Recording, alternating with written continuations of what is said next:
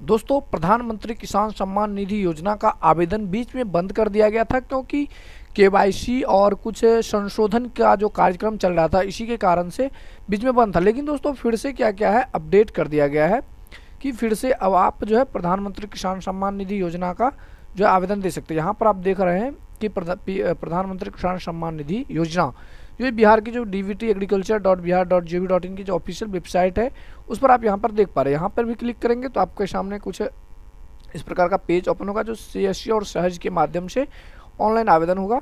और एक है पुनर्विचार। तो चलिए पुनर्विचार को देखते हैं कि कैसे इसमें क्या है। तो यहाँ पर भी दोस्तों दो ऑप्शन है, जनरल। तो लेकिन दोस्तों इसमें कुछ अपडेट जो की गई है उनके बारे में भी हम चर्चा करेंगे।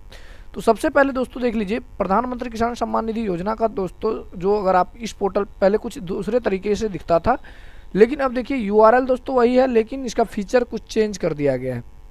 अब यहाँ पे दोस्तों आपको जो है पंजीकरण संख्या डालना है और फिर यहाँ पर आपको यहाँ पे क्या, प्रधानमंत्री किसान सम्मान निधि योजना पोर्टल, यानी कि पीएम किसान सम्मान निधि पोर्टल जो यानी कि development of agriculture government of Bihar.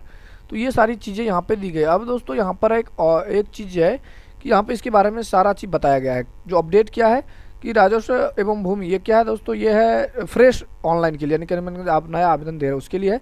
राजस्व एवं भूमि सुधार विभाग राजस्व अभिलेख के में दर्ज सूचना एवं अनुसार आप अपने ज़मीन का विवरण दर्ज करें। यह सुनिश्चित करें कि आपके ही नाम से आपका जमाबंदी कायम है। जमाबंदी आवेदन के नाम से नहीं पाए जाने पर आवेदन रद्द किया जा सकता है। सीधा सीधा आप समझ सकते हैं यहाँ पर, अगर मान लीजिए आप ये आवेदन देना चाह रहे हैं और आपका आवेदन जो है दोस्तों, ज़मीन जो है, आपका जो ज़मीन है अगर आपके नाम से जमाबंदी नहीं है, यानी कि आपके नाम से रसीद नहीं कट रहा है, तो फिर बेकार है ये आवेदन करना। क्योंकि मतलब कहने का मतलब ये, फिर आप क्या है, यहाँ से आप छट सकते हैं, इस लाभ से आपको जो है कोई फ़ायदा फिर नहीं पाई जाएगी।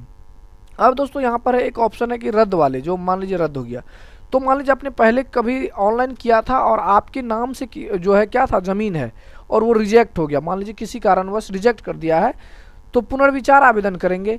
पुनर्विचार आवेदन में भी मान लीजिए रद्द कर दिया गया है, तो पुनर्विचार में रद्द आवेदन पर पुनः विचार, यानी कहने मतलब अब जो रिजेक्ट कर दिया गया है उस पर भी पुनर्विचार आवेदन होता है। मान लीजिए अगर आपके नाम से जमाबंद कागज रसीद है, तो अगर आप पुनर्विचार में रद्द आवेदन पर पुनः विचार में आवेदन देंगे तो 100% आपका क्या हो जाएगा, आवेदन सक्सेसफुली जो है ये आपका पैसा आना शुरू हो जाएगा, यानी कि अप्रूवल मिल जाएगा।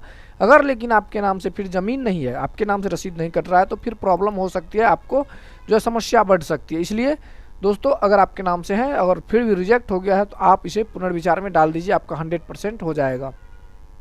और साथ ही साथ दोस्तों केवाईसी अभी हो रहा है। केवाईसी का फिर से इसमें दोस्तों क्या कर दिया गया है, फिर से इसमें देखिए एक जो है कॉर्नर इसमें बढ़ा दिया गया है, फिर ई केवाईसी का पहले हटा दिया गया था, फिर इसमें ऐड कर दिया गया है। और दोस्तों यहाँ पर सारा चीज़ फिर से शेड्यूल कर दिया गया है और इसे जो 31 मई तक बढ़ाकर डेट कर दिया गया है, आप देख सकते हैं। और बात रही दोस्तों यही दो चीज़ की जो हम अभी चर्चा कर रहे थे, प्रधानमंत्री किसान सम्मान निधि योजना की, जो फिर से आवेदन शुरू हो गया है और क्या विचार है, कैसे क्या है, ये सारी चीज़ आप यहाँ पर देख सकते हैं। तो इस प्रकार से आप आवेदन कैसे करेंगे आप पहले से जानते ही हैं, तो आवेदन ईजिली तरीके से कर सकते हैं, कोई तरह की दिक्कत नहीं आएगी। जैसे आप पहले करते थे सेम उसी प्रकार से आपको करना है, लेकिन आपको जमाबंदी और अपना रिकॉर्ड जो है सारा चीज़ सही फिल करना है, तब जाके ये आपका होगा। और साथ ही साथ आपको ज्वाइंट अकाउंट इसमें नहीं देना है दोस्तों। ज्वाइंट अकाउंट आपका जैसे दीजिएगा तो ये फिर भी अस्वीकृत कर दिया जाएगा, तो ज्वाइंट अकाउंट भी नहीं देना है।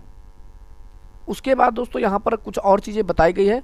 बैंक और आधार दोनों आपके आधार के अनुसार होना चाहिए, दोनों चीज़ सही होना चाहिए और इंग्लिश में ज़रूरी है। नेम जो दोस्तों आधार पर अगर आपको मान लीजिए लिखा हुआ तो वो इंग्लिश में ज़रूरी है, आपको इंग्लिश के ज़रूरी है, यानी कहने का मतलब इंग्लिश के माध्यम से आप कर सकते हैं, कोई तरह की दिक्कत नहीं है। मान लीजिए आपका रामेश्वर है, तो आपका जो इंग्लिश में नाम है उसका मायने, हिंदी का कोई मायने नहीं है। पोर्टल जो है आधार पोर्टल इंग्लिश के माध्यम से इस पर जो है यानी कि फॉर्मेटिंग किया गया है, तो आप इसके माध्यम से कर सकते हैं।